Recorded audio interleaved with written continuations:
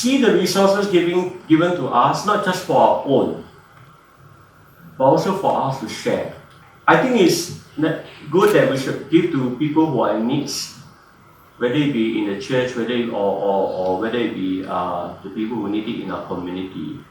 But I also believe that there are certain causes that God put in our heart that we have deep conviction about its importance, that may not be an immediate crying need, but require investment for the long term. It is our responsibility also to make sure that there's accountability for the money that we're giving.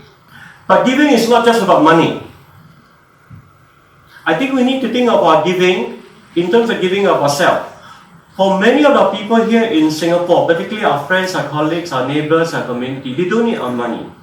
They need our time, they need our attention, they need our hospitality, they need us to be sensitive to them and to be able to connect.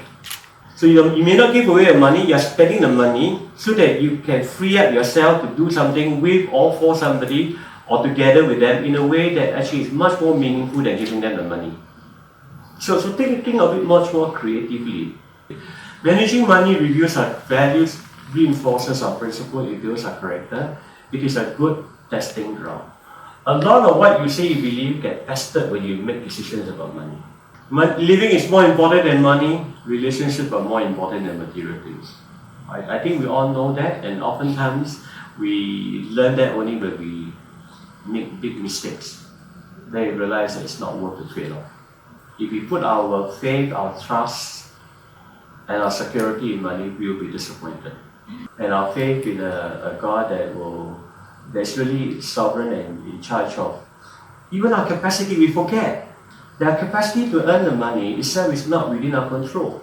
So it's good to take a step back and say, look, this is not a stable form of, not stable enough, not permanent enough for me to put all my security and faith.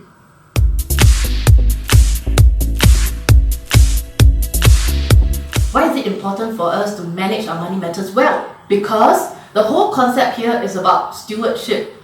God has entrusted us with what belongs to Him. These resources are His. He can take it at any time, right? It is at His whim and fancy. Anytime He can say, oh, you're doing a bad job, I will take it away from you, right? So it's important that we learn how to steward what has been entrusted upon our hands.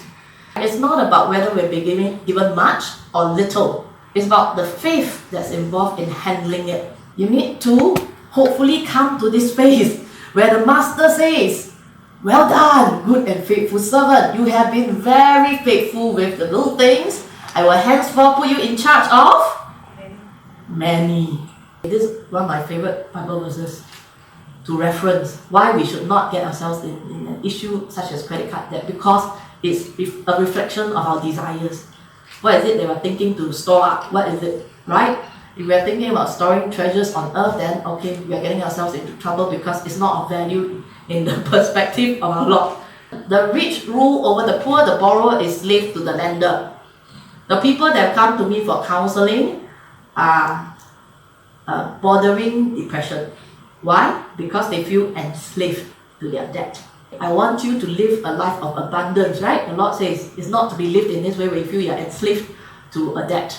My husband said, hey, it's time for us to change the car. I said, okay. We walk in the showroom and said, hey, this one very nice. We can have 7 people sitting in it. Then I like, why do I need 7 people sitting in it?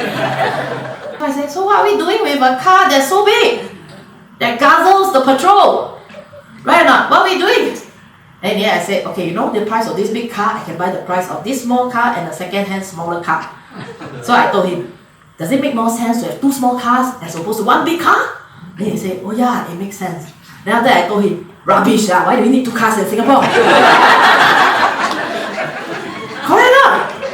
Huh? Okay? So don't need, huh? Need and wants, okay? Differentiate between your needs and your wants, huh?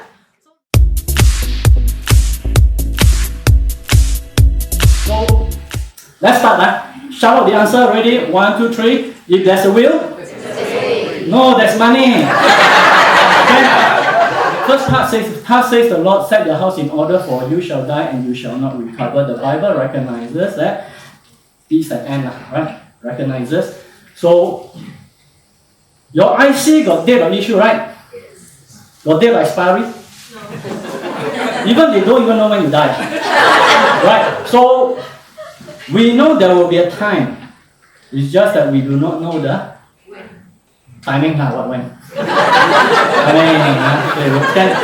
We don't know when we die, right? So that's the first part. But what's the earlier part to it? God says the Lord, set your house in order. This is not the latest, this is not Western thing about writing will. It's all when God give us life, give us things, He say the same thing. However, time and again we see things like that. Children fight, siblings fight among one another. Even those who are out of family will also fight one another. So ABC, A stands for what? Assets.